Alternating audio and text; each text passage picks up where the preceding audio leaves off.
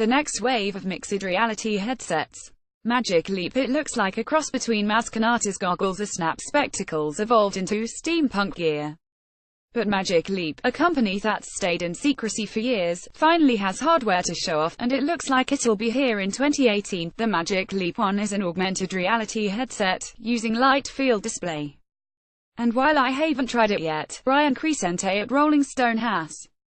Based on his exclusive hands-on experience and the several other AR headsets and mixed reality technologies I've tried in the past year, we can put Magic Leap's surprise announcement in perspective, and talk about how it shakes up to the emerging AR/VR landscape as we head into, say, in 2018.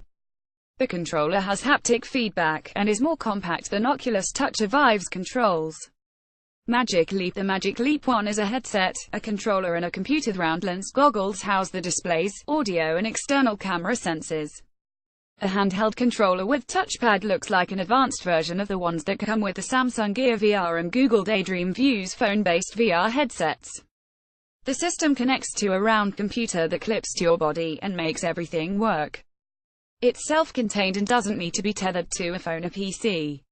But we don't know a specific price or release date yet. There's a pair of glasses called Lightwear, a belt pack called Lightpack, and a controller. Intense looking, but also somewhat compact. Note the camera placement. Magic Leap. There are a lot of cameras in the headset, much like other mixed reality and AR headsets, including the Microsoft HoloLens. The Magic Leap One has cameras that help track movement and map space.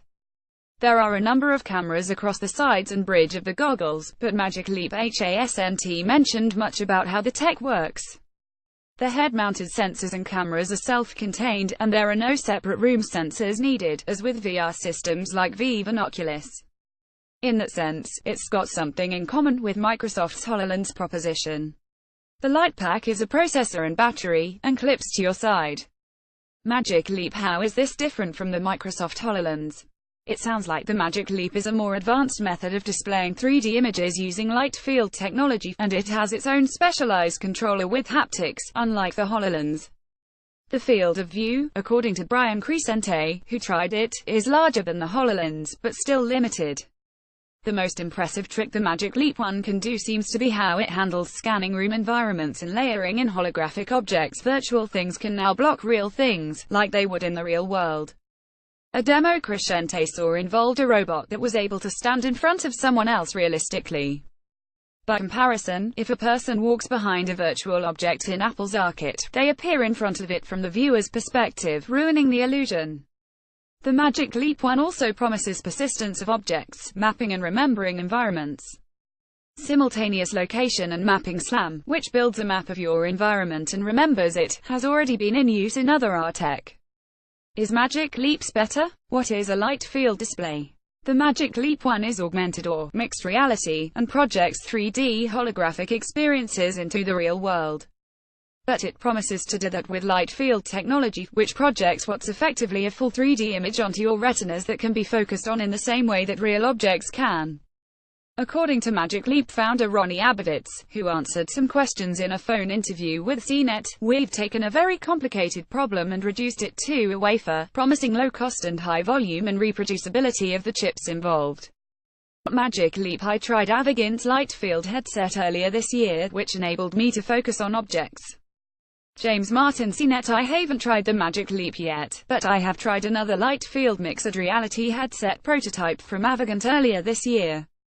That demo wowed me. I was standing in a room, looking at a solar system projected in front of me, and I could focus on planets close to my eyes or on planets far off in the distance. A tank full of virtual fish let me walk up and examine a fish up close, and focus on the scales. It feels more natural than the flat focus you'd experience in something like the Microsoft HoloLens. Abovitz discusses a blend of analog and digital that can be perceived by our retinas, making the illusion work. Your retina is like a mixing board. It's meant for creators. The first version of the Magic Leap One that should arrive in 2018 is aimed at creators, mainly, said Abovitz. It's not just a development kit for just development types. Sure, Abovitz says it's for game and app developers, but he says it's also for people like artists, sculptors and engineers. Early demos are clearly aimed at the melting point between creativity and technology. A recent demo with Pitchfork showcases music spirits created by Icelandic music group Sigur Rós. It could work with phones, or with phone content. Abovitz recognizes that a lot of people will want to work with 3D things are made on their phones. The Magic Leap 1 sounds like a tool to bridge that content, maybe like how Microsoft imagines its mixed reality platform as coexisting in Windows. But it also gets stranger. Abovitz says volumetric spaces called prisms can be able to be created quickly, even on other devices, and then shot into mixed reality and the Magic Leap.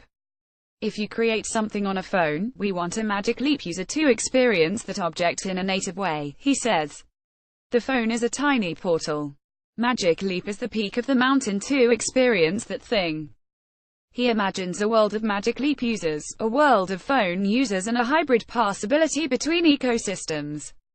In want of VR, Yetrony Abovitz says that the Magic Leap 1 is aimed at mixing the real and virtual world together, but he envisions future versions of the Magic Leap being able to go just into VR-type experiences, too.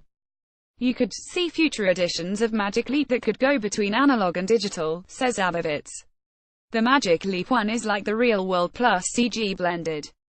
As the portfolio grows, you should be able to move between virtual and physical seamlessly. What does this mean for 2018? and Mr. Augmented reality jumped into the main in 2017 thanks to fun demos on iPhones and Google's Pixel phones, but Magic Leap's sudden reveal points to bigger things happening next year. It's been years since the Microsoft HoloLens first showed its tech off, and the industry seems due for big movement. Avegant's light field headset, the Magic Leap 1, and who knows what else is in store. With a few years of VR having trained creators on how to develop virtual tools, maybe Magic Leap's approach to new mixed reality interfaces and experiences are exactly where VR and Mr. need to go next.